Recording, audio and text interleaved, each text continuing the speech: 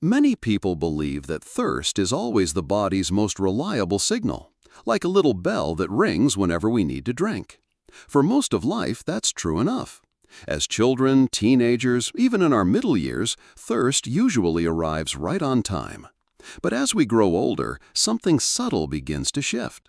The body doesn't always send that clear message anymore. And what once was automatic, the simple act of reaching for a glass of water, can quietly fade into the background. This doesn't mean you're failing or forgetting, it simply means your body speaks a little more softly now, and sometimes you have to lean closer to listen. Aging, in many ways, is a long conversation between who you once were and who you are becoming. It's not about losing abilities, it's about learning new languages your body is trying to teach you. Where once the body shouted, now it whispers. That whisper may come in the form of dry lips, a lightheaded moment when standing, or a sudden fatigue that feels heavier than usual. You might not even notice at first because it doesn't arrive with a big warning sign. That's why awareness becomes less about perfection and more about compassion, toward yourself and the way your body is changing. There's a certain wisdom in recognizing these shifts without fear. Instead of thinking, "Why don't I feel thirsty anymore?" you might ask, "What new ways can I care for myself now that my body communicates differently?"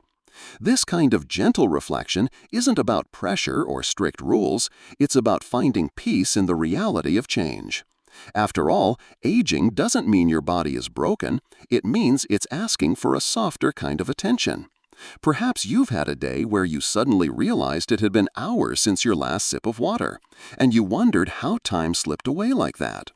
Or maybe you've brushed off a slight headache thinking it was just tiredness, when in truth it was your body asking quietly for hydration. These little moments matter more than we think, because they are opportunities to practice care in the present, not regret in the past. So pause for a moment and consider, how do you notice your body's whispers these days? Do you catch them quickly, or do they sometimes slip past you unnoticed? There is no right or wrong answer, only a growing awareness that can gently guide you forward. And since environment plays such a big role, I'm curious, where are you reading this from right now? Your location, whether humid or dry, cold or warm, often shapes how much water your body naturally craves. Share in the comments. You might find that others nearby experience the same quiet shifts. Sometimes the simplest changes are the ones that carry the most power. You don't need to force yourself to drink liters of water at once or set rigid alarms that make you feel like hydration is a duty. Instead, think of it as weaving a gentle thread of care through your daily routines. One of the most effective ways to do this is by linking water to habits you already have, so it feels natural rather than forced. Take Mary, for example. She's 74 and lives in Ohio. For years, she struggled with the same challenge you might recognize. She would go through almost an entire morning without realizing she hadn't had a single sip of water.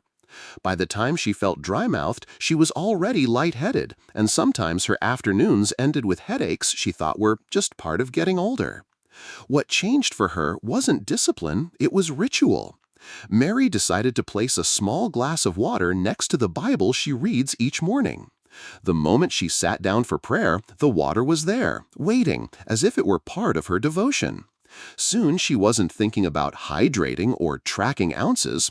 She was simply honoring a rhythm that connected her body and spirit. That's what made the difference. You can do the same by pairing your water with something you never skip. Maybe it's the cup of tea you savor at breakfast, or the moment you take your morning medication, or even the time you settle into your favorite chair with the newspaper. By creating this link, water becomes part of the flow, not another chore on your list. Try writing down 1 or 2 anchors you might experiment with this week. The act of writing helps the mind take it seriously, and seeing it on paper makes it more likely you'll actually try. If one anchor doesn't feel natural, don't force it. Choose another. The beauty of this practice is its flexibility. It adapts to you, not the other way around. Sometimes the most profound shifts are the ones that slip into place so quietly you hardly notice them. You might be surprised at how quickly your body responds, how less tired or foggy you feel just by having water gently woven into your days. And here's the most important part. Don't think of this as something you have to do. Think of it as a gift you're giving yourself, a small kindness that adds up over time. When you frame it this way, it stops feeling like a rule and starts feeling like self-respect. Isn't that a softer way to care for yourself?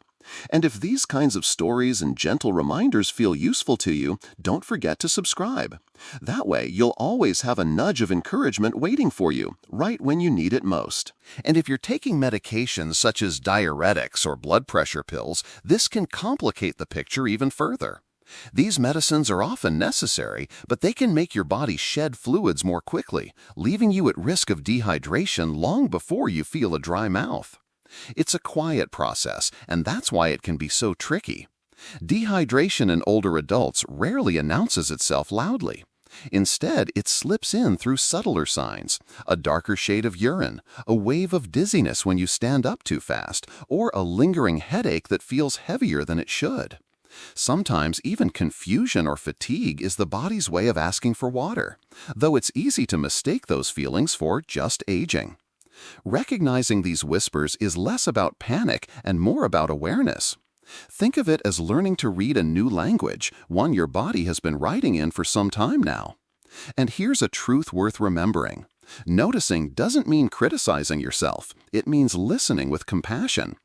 Just as you would lean closer to hear a friend who speaks softly, you can lean closer to hear what your body is trying to say. There's also a common myth many people hold on to: the idea that if you're not thirsty, you don't need water. For younger bodies, that rule might work reasonably well. But for you now, the signals don't always match the reality. Letting go of that myth is an act of wisdom, not weakness. It takes courage to admit that what worked in your 40s or 50s may no longer serve you today, and that's perfectly all right. The body evolves, and so must our care for it. So instead of asking yourself, "Am I thirsty?" you might try another question. What are the small signs my body is showing me right now? This is not about judgment, only observation. Is your energy dipping more than usual? Do you notice your mouth feels a little dry, even if not uncomfortably so? Is your urine darker than a pale straw color? These are gentle cues that can guide you long before thirst sets in. When you begin to notice them, you step into a more caring relationship with yourself, one that honors both the science of how your body works and the wisdom of your lived experience. And isn't that, after all, one of the quiet gifts of aging? The ability to listen differently, more deeply, with greater tenderness. And in the kitchen, where you spend time preparing meals, another glass waits quietly, ready to become part of the routine. This is not about flooding your day with water bottles, but about weaving gentle reminders into the spaces where you naturally pause. Some people find that cold water feels unpleasant or even unsettling in the stomach as they grow older. If that's the case for you, try warm or room temperature water instead. It can feel soothing, almost like a comfort rather than a task. If plain water feels dull, allow yourself to make it a little more inviting. A slice of lemon, a few cucumber rounds, even a sprig of mint can transform the experience into something refreshing. These are not tricks to force yourself, but invitations to enjoy. And here's something important. Don't feel you must drink a large glass all at once. For many, that feels overwhelming and discouraging. Instead, think in smaller steps. A half glass here, a few sips there, spread gently throughout the day. It's easier on the body and easier on the mind.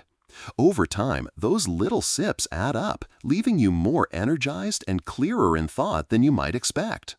Imagine this like planting seeds rather than carrying heavy buckets. One small action, repeated with kindness, creates the garden you want without straining yourself. If you've ever felt guilty about not drinking enough water, I want you to release that weight.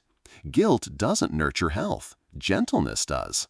Ask yourself quietly, what feels easier for me? A few sips while I read, or half a glass while I prepare my meal?